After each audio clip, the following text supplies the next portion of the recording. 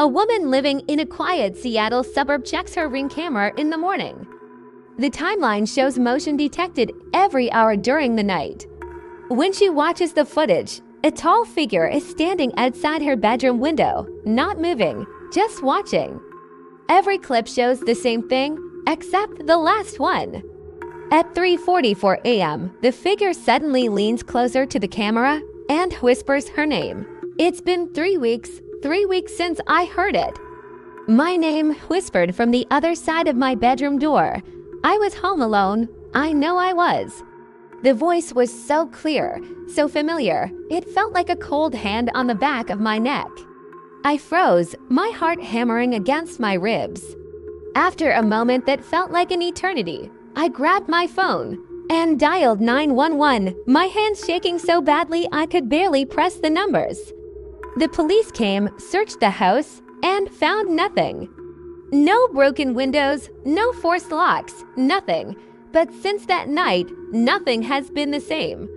Every creak of the floorboards, every shadow in the corner of my eye makes me jump. I check the locks a dozen times before I can even think about sleeping. The silence in my own home is the loudest, most terrifying sound I've ever known. It's a constant reminder that I might not be alone after all. The nights are the worst. Sleep doesn't come easy anymore.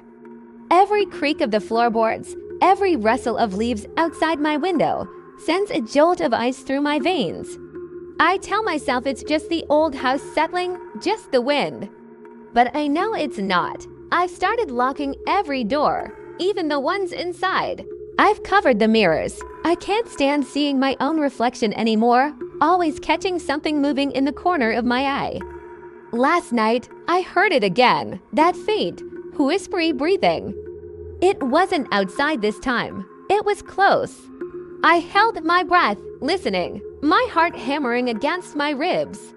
It sounded like it was coming from the closet. I spent the rest of the night huddled in the corner of my room, staring at the closet door, waiting for it to open. I can't live like this. I've been researching local legends, old news articles, anything that might explain what I saw, what I'm still feeling. They say some things. Once you see them, they see you too. They latch on. I keep the lights on now, all of them, all the time. But sometimes, when I walk into a room, I swear a shadow detaches itself from the corner and melts away just before I can get a good look. It's still here. I know it is. The house is silent again, but silence isn't peace anymore. It's the pause between breaths, the held-in scream before it tears out of your throat. For 3 days, I haven't slept, not really.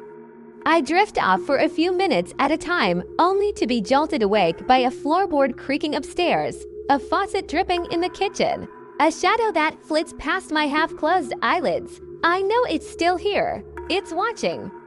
The scratching has stopped, but the feeling of being observed has intensified, wrapping around me like a funeral shroud.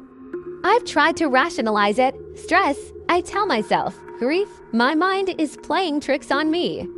But my mind can't move objects. My mind can't leave deep, splintering gouges in the attic door.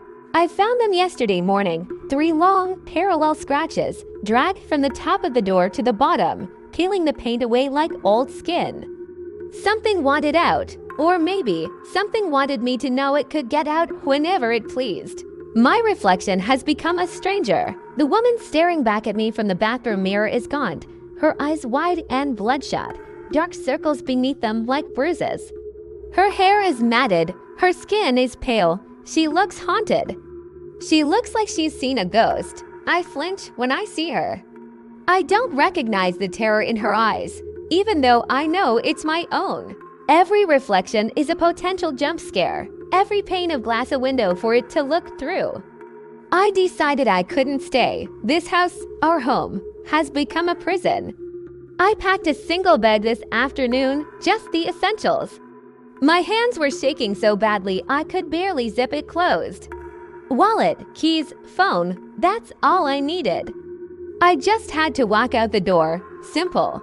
But as my hand touched the doorknob, the cold, deadbolt lock began to turn on its own. Click, clack, the sound echoed in the sudden, heavy silence of the foyer. It locked itself from the inside. I was trapped, panic set in, hot and sharp. I yanked on the door, screaming, pleading with it to open. The wood didn't budge. It was as if the house itself was holding me captive. I ran to the windows, one by one, fumbling with the latches. They were all sealed shut, fused to their frames. A low, guttural laugh seemed to bubble up from the very foundations of the house, a sound that wasn't just heard, but felt, vibrating through the floorboards and up my spine. It was toying with me. It was enjoying this. Desperate, I remembered the old landline in the study, the one we never disconnected. My cell phone had no signal, of course. Why would it? I stumbled into the room, my heart hammering against my ribs. I picked up the receiver, the plastic cool against my sweaty air. I punched in 911, my finger slipping twice. The line was dead, no dial tone, nothing, just an empty, mocking silence. But then, as I was about to hang up, a sound crackled to life.